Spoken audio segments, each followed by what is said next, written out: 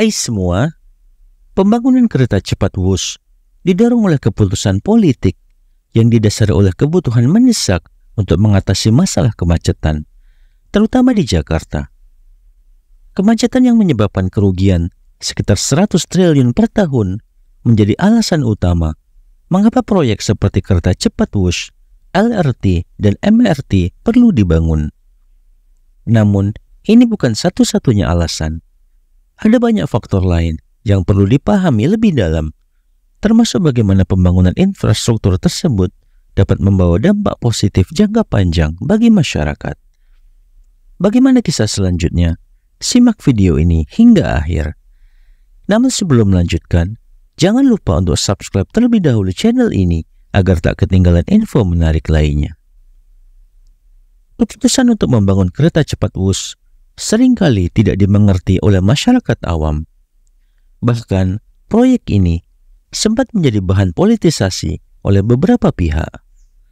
Namun, seiring berjalannya waktu dan semakin banyak manfaat yang dirasakan oleh penumpang, komentar negatif pun mulai mereda. Peningkatan jumlah penumpang kereta cepat WUS Jakarta-Bandung, terutama selama liburan Natal dan Tahun Baru, menjadi bukti bahwa proyek ini semakin diminati. Pada periode tersebut, PT KCIC bahkan menambah jadwal perjalanan dari 40 menjadi 48 perjalanan per hari.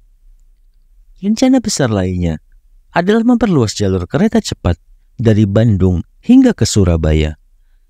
Dalam beberapa minggu ke depan, studi kelayakan akan selesai dan tahapan pembangunan berikutnya akan diputuskan. Jika proyek ini berhasil, masyarakat akan dapat bepergian dari Jakarta ke Surabaya hanya dalam waktu sekitar 2 jam. Bayangkan saja, perjalanan sejauh itu bisa diselesaikan dalam waktu singkat, hampir setara dengan jarak antara Bogor dan Jakarta.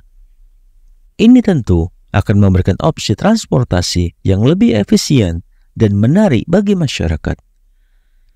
Pertanyaan yang sering muncul adalah, mengapa WUS harus dilanjutkan hingga ke Surabaya? Jawabannya akan sangat sederhana, karena ada permintaan atau demand yang besar.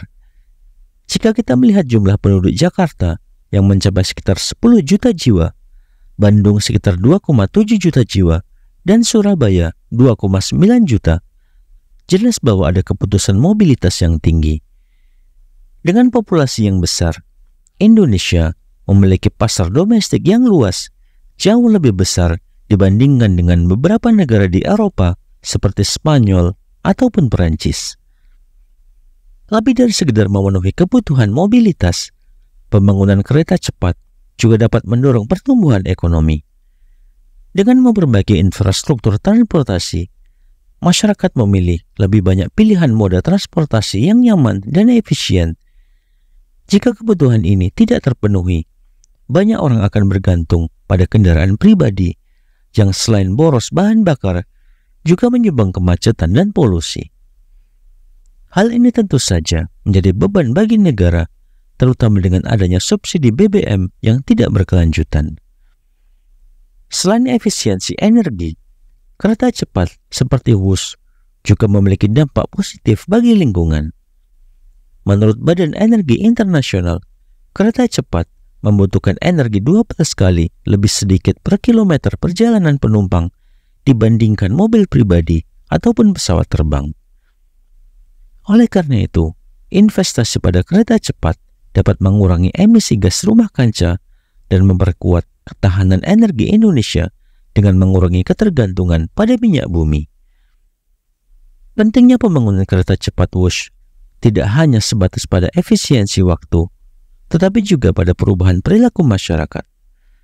Dengan adanya infrastruktur yang semakin baik, masyarakat akan semakin terbiasa menggunakan transportasi umum yang lebih nyaman dan efisien. Ini dapat mengubah gaya hidup, di mana ketepatan waktu dan kedisiplinan menjadi bagian dari budaya sehari-hari, seperti yang kita lihat di negara-negara maju. Bagaimana menurut pendapat Anda? Silahkan tuliskan di kolom komentar. Dan jangan lupa untuk like dan share video ini jika bermanfaat. Sampai jumpa di video menarik berikutnya.